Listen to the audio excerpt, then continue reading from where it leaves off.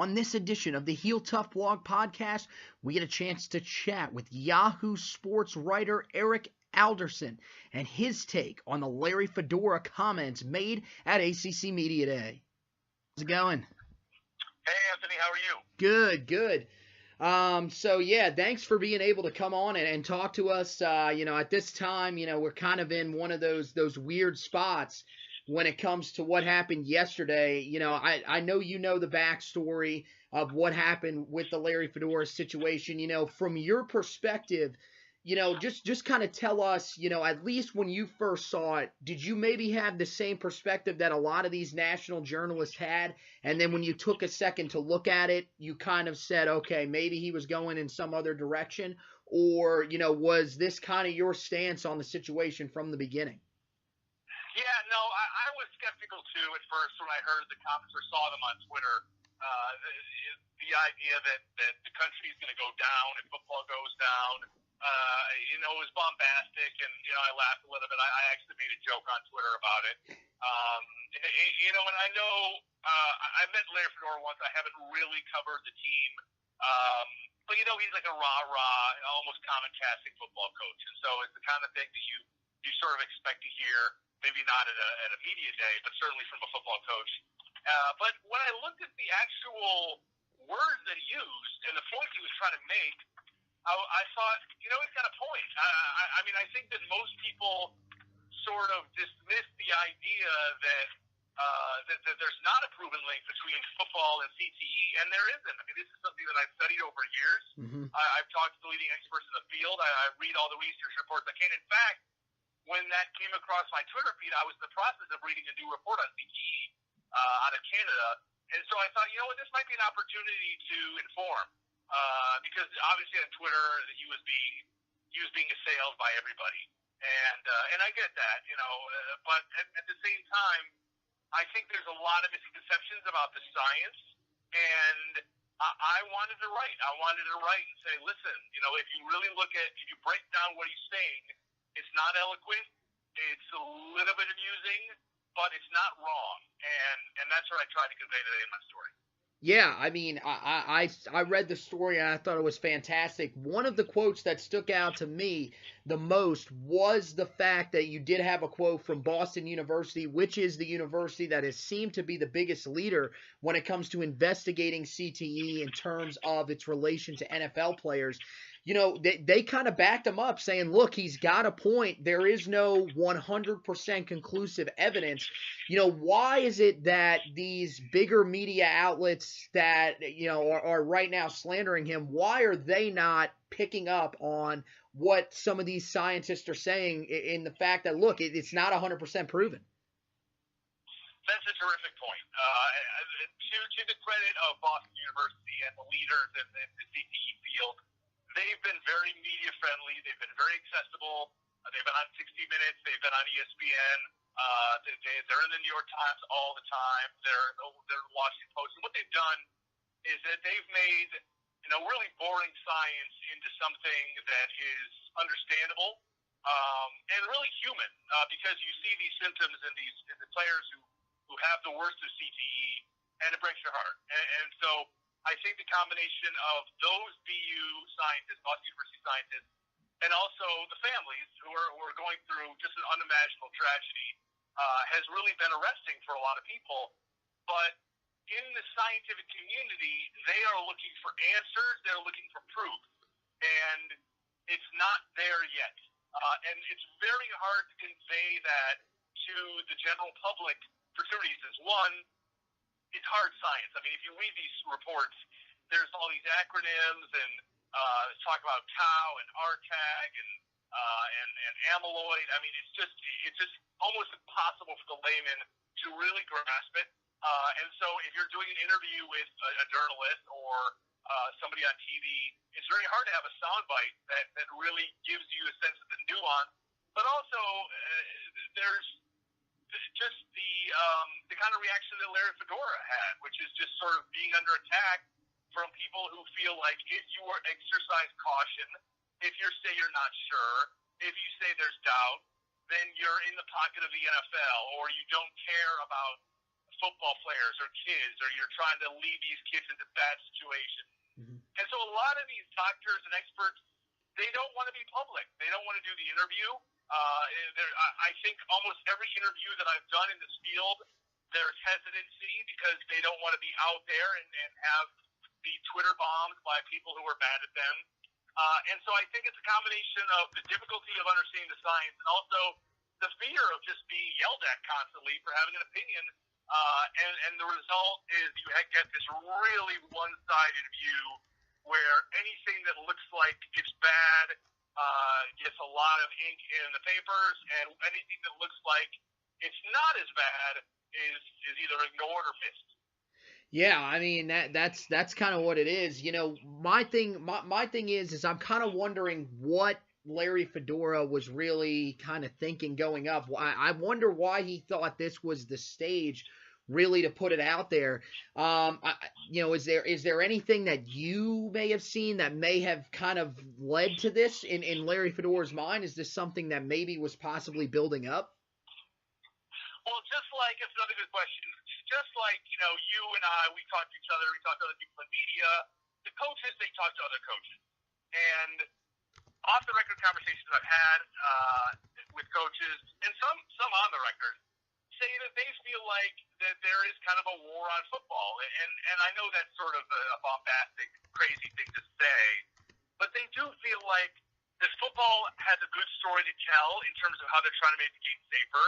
They feel like football is a good thing, and they read these stories, and it makes them feel like football is the devil. And, I'll give you sort of a less headline-worthy conversation I had with Mike Tomlin, who's the coach of the Steelers, obviously. Mm-hmm. And he said that we, as a group of coaches, have a bunker mentality. We don't tell our story very well. We're kind of defensive. And I think that someone like Larry Fedora, he was, I wasn't there, but if you get the question about rule changes and kickoff and lowering your head, I think you sort of get defensive and sensitive about the game is sort of being, neutered is too strong of a word, but it's some of the marrow of the game is being taken out. But I really do believe that even though Larry Fedora is, again, kind of this common casting coach, I think if you talk to some of the coaches, John Harbaugh said something similar. I think Jim Harbaugh feels a little bit in this way. I think if you talk to some of the old-time football coaches and you ask them, do you feel like there's a war on football? Do you feel like that there's misconceptions about your sport? I think almost all of them would say yes. Yeah, I mean, that's one of the main things, and I think, that's something that maybe Larry was trying to sort of focus on, but I think the message may have gotten away from it is that, look, these other sports they do have a problem potentially. You're only focusing on football. Why is it not being extended to these other sports and being looked at? I mean, in particular, the one that always seems to come to mind would be boxing. And, you wrote in the article that there was, there are guys that are saying, look, I would let, these guys, I would let my son play football, but I would not let my son box. And in particular, I believe that was the CTE expert from the University of North Carolina. So, why is that something that's kind of being swept under the rug, especially with the fact that, look, we as Tar Heel fans at least know that, Larry Fedora has worked very closely with the CTE experts that are on campus to try to make this a safer environment for these guys. Yeah, and that's USA Today, to its credit, there was a story about that today, and I retweeted it, that Larry Fedora has paid some attention to this. He's not in denial about that, and I think that that's to his credit.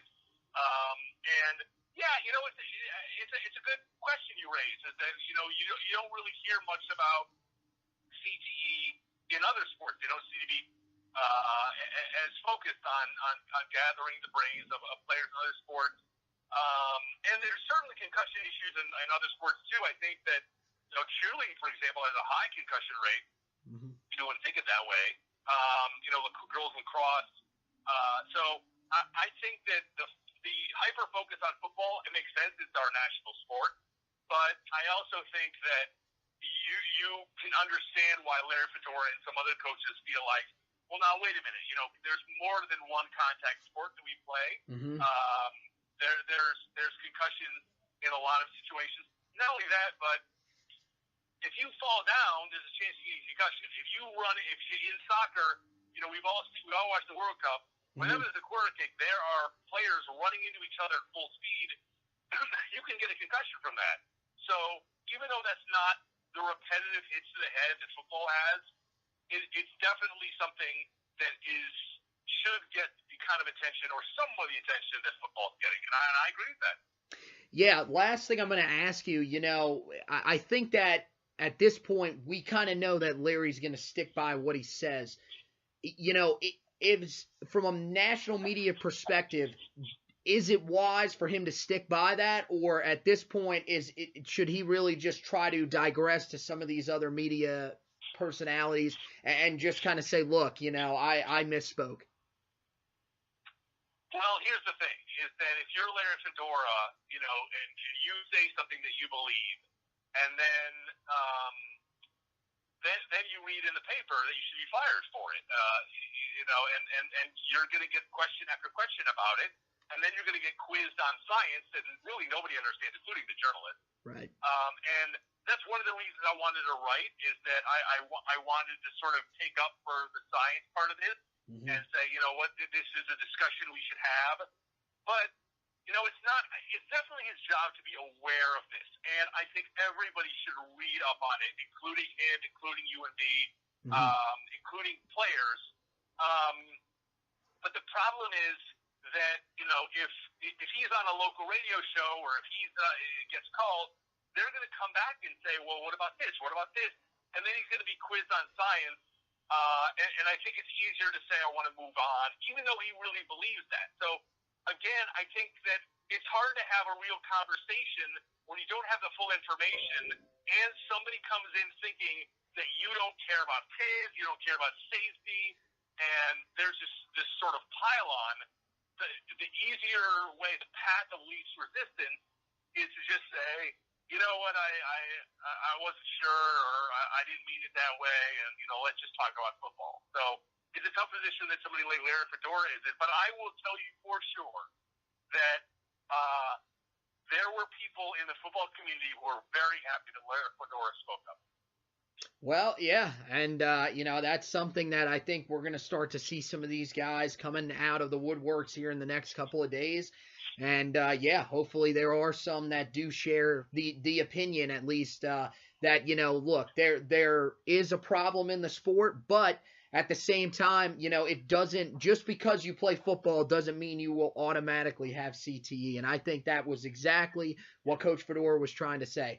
Eric Adelson stopping by from Yahoo Sports. Thank you so much for stopping in and just chatting with us, trying to at least calm the masses a bit, because at this point, with everything that went on yesterday, it seems like right now it's just a nightmare that's not ending, and I can't really imagine how it's got to feel right now for Coach Fedora. So thanks for stopping by and giving us a little bit of insight on this. Thanks for reading and having me on. And by the way, if you're out there, if you're an athlete at any level, and if you have any symptoms that are worrying you, go see a doctor, because brain injury is treatable. CTE symptoms are treatable. So please don't think that you're doomed if you have a concussion or if you have some of these symptoms, because you are not. And that's something I really want to convey to your audience. Yes, sir. Yes, sir. Thank you very much for stopping by, and best of luck to you at Yahoo Sports. You do a great job, and everybody at Yahoo Sports does a great job. So thank you. Thank you. Thanks. All right. So Eric Adelson stopping by, guys. Wrote a great piece online for Yahoo Sports on the Larry Fedora situation. If you haven't read it, it is up on my Twitter feed right now. I will tweet that link out again. This is going to go straight up, so there will not be an intro into this. There will be no music playing at the start. There will be no music playing at the end. This is what I would consider a breaking news type story. So I am going to put this up immediately. Guys, subscribe to the podcast on Spreaker. It's on iTunes as well as Google Play. Some big areas that you can get that. Heel Tough blog online on medium.com now has its own page. And once again, want to thank Eric Adelson for stopping by and chatting with us just a little bit about what is going on with this Larry Fedora situation. As always, go Tar Heels.